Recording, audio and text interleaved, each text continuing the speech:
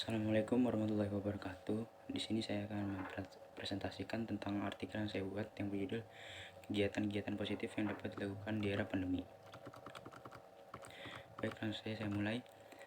Dampak pandemi COVID-19 dipengaruhi kondisi fisiologis dan perubahan perilaku manusia yang sifatnya lebih luas dalam jangka waktu yang lebih panjang. Penelitian ini bertujuan untuk memberitahu kegiatan-kegiatan yang dapat dilakukan untuk menghilangkan jenuh di era pandemi. Di tengah mewabahnya infeksi virus corona, sebagian masyarakat di berbagai wilayah diharuskan untuk work from home dan berdiam diri di rumah. Perasaan bosan, jenuh, dan kesepian mungkin menghinggapi banyak orang. Karena harus menahan diri untuk tidak keluar rumah, Anda pun mungkin secara ide kegiatan untuk membunuh rasa bosan tersebut. Tak dipungkiri lagi, berdiam diri di rumah untuk jangka waktu yang tak pasti membuat kita bosan dan jenuh. Namun tetap di rumah bukan berarti kita tidak bisa happy, bugar, dan merawat diri. Ada banyak cara membunuh rasa bosan sekaligus menyehatkan untuk psikologis dan tubuh.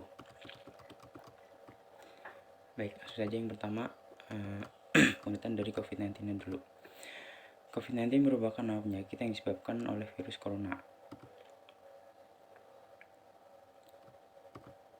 COVID-19 yaitu penyakit yang disebabkan oleh virus corona yang menyebabkan saluran pernafasan sehingga menyebabkan demam tinggi, batuk flu, sesak nafas, serta nyeri tenggorokan.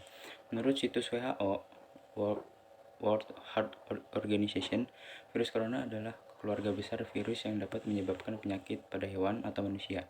Pada manusia, corona diketahui menyebabkan infeksi pernafasan mulai dari flu biasa hingga penyakit yang lebih parah seperti Middle East Respiratory Syndrome atau MERS dan Severe Acute Respiratory Syndrome atau SARS. Virus ini mampu mengakibatkan orang kehilangan nyawa sehingga WHO telah menjadikan status virus corona ini menjadi pandemi dan meminta Presiden Joko Widodo menetapkan status darurat nasional corona. Presiden Joko Widodo telah menetapkan status kedaruratan kesehatan masyarakat terkait pandemi virus corona sejak akhir Maret 2020. Ia kemudian mengeluarkan kebijakan pembatasan sosial berskala besar atau PSBB untuk menekan penyebaran virus corona. Jokowi juga menetapkan pandemi virus corona sebagai bencana nasional non-alam. Mantan wali kota Solo itu akhirnya melarang masyarakat untuk mudik ke kampung halaman terhitung 24 April sampai 31 Mei. Sampai sekarang. Yang kedua, proses penularan COVID-19. Penularannya COVID-19 membuat dunia menjadi resah, termasuk di Indonesia. COVID-19 merupakan jenis virus yang baru sehingga banyak pihak yang tidak tahu dan tidak mengerti cara penanggulangan virus tersebut. Pemerintah dituntut untuk segera mungkin menangani ancaman nyata COVID-19. Jawaban sementara terkait dengan persoalan tersebut ternyata telah ada dalam Undang-Undang Nomor 6 Tahun 2018 tentang kekarantinaan kesehatan, di mana dalam undang-undang tersebut telah memuat banyak hal terkait dengan kekarantinaan kesehatan. Pihak yang berwenang menetapkan kedaruratan kesehatan masyarakat dan lain sebagainya. Dalam undang-undang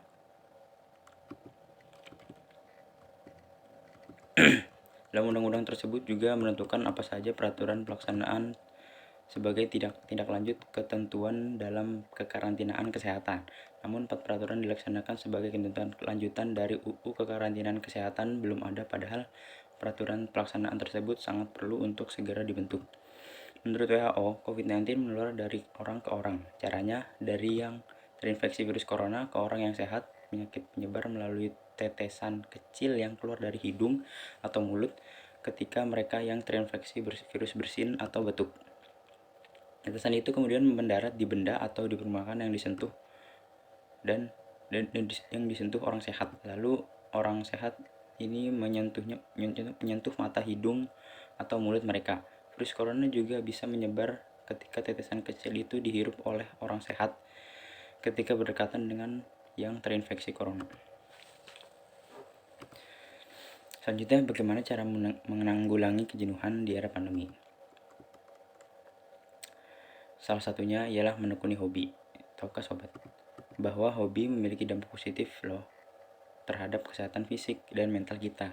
Hobi memberi banyak manfaat kesehatan bagi kita dengan kita menghabiskan waktu dan energi untuk melakukan aktivitas yang kita sukai. Itu artinya sangat cocok untuk kita agar tetap produktif dan menjadi sehat hanya dengan menekuni hobi. Berikut salah satu kegiatan yang dapat menghilangkan kejenuhan. Yang pertama itu berkebun. Berkebun sangat cocok dilakukan untuk mengisi waktu luang kita ya. Selain untuk mengisi waktu luang, berkebun juga berkontribusi bagi tubuh. Semakin banyak bergerak, maka semakin sehat. Saat berkebun, baik menanam tanaman atau pohon, menjaga kesuburan tanaman, serta membersihkan gulma pada tanaman itu membuat mood dan kesehatan fisik menjadi meningkat.